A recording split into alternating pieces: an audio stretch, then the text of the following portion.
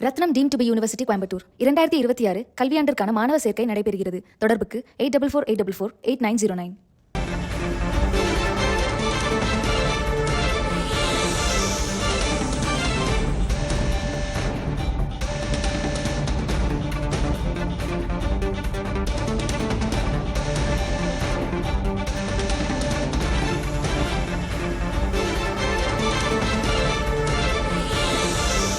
சில கசப்பான உணர்வு உள்ளது, நண்பர்கள் புரிதலின்றி பேசுகிறார்கள் என்று காங்கிரசின் மாநில தலைவர் செல்வ பெருந்தகை கூறியிருக்கிறார்.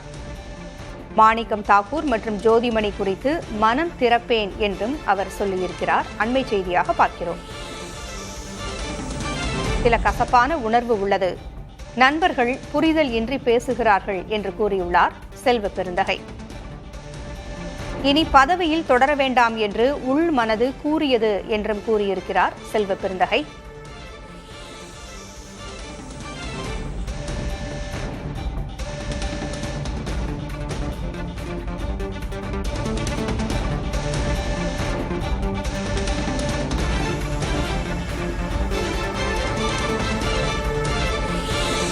காங்கிரஸ் தலைவர் பதவியிலிருந்து விலகுவதில் தான் உறுதியாக இருப்பதாக தெரிவித்திருக்கிறார்.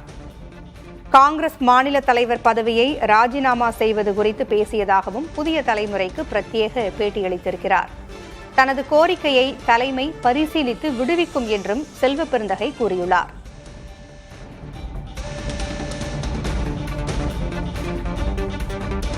காங்கிரஸ் மாநில தலைவர் செல்வ பெருந்தகை செய்தியாளர்களிடம் பேசியவற்றை தற்பொழுது பார்க்கலாம். நமது செய்தியாளருக்கு பிரத்யேகமாக அவர் பேட்டியளித்திருக்கிறார், அதை பார்க்கலாம். சார், நேற்று பெங்களூர்ல மல்லிகார்ஜுன கார்கேவை சந்திச்சீங்க. திடீர் சந்திப்பு, என்ன காரணம் சார்? திடீர் சந்திப்பு இல்லை, ரெகுலரா சந்திக்கிறது தான் எங்களுடைய தலைவர். அவர் தேசிய தலைவர். ஏற்கனவே நான் தேர்தலுக்கு முன்னாடியே சொன்னேன், தேர்தல் முடிந்தவுடன் நான் மாநில தலைவராக தொடர்வதற்கு வாய்ப்பில்லை. ஆகையால வேற ஒருவர் அந்த பணியை மேற்கொள்வார் என்று ஏற்கனவே சொல்லியிருக்கேன். பத்திரிகையாளர்கிட்ட மட்டும் இல்லை, எங்கள் தலைமைக்கும் நான் சொல்லியிருக்கேன். அந்த அடிப்படையில் நேற்றைக்கு அந்த வாதமும் பேசப்பட்டிருக்கிறது. ஏற்கனவே தேர்தலுக்கு முன்பும் சொல்லியிருந்தீங்க, நீங்க ஏற்கனவே ஒரு முறை அவரை சந்திச்சு பதவி விலகிறதுக்கான பேசியிருந்தீங்க. நேற்று சந்திப்புல என்ன சார் நடந்தது? என்ன அவர் தரப்புல வச்ச வாதங்களா இருந்தது? அவரு கொஞ்சம் பொறுமையா இருங்க, நான் கூப்பிடுறேன்னு சொல்லியிருக்காரு.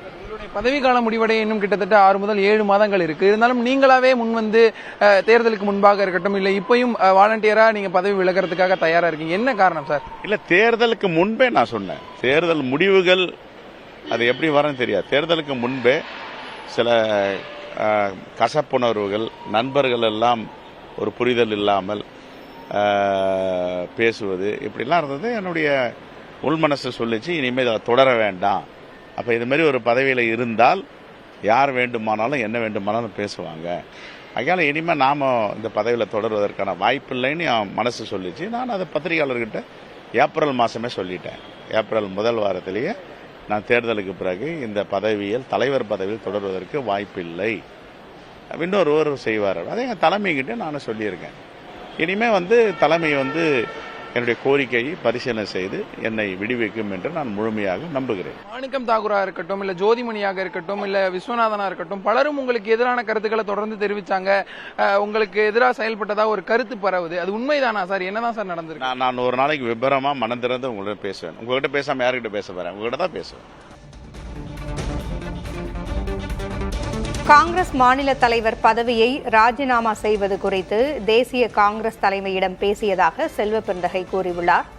பொறுமையாக இருங்கள் என்றும் அழைப்பதாகவும் கார்கே கூறியிருப்பதாகவும் அவர் கூறியிருக்கிறார்.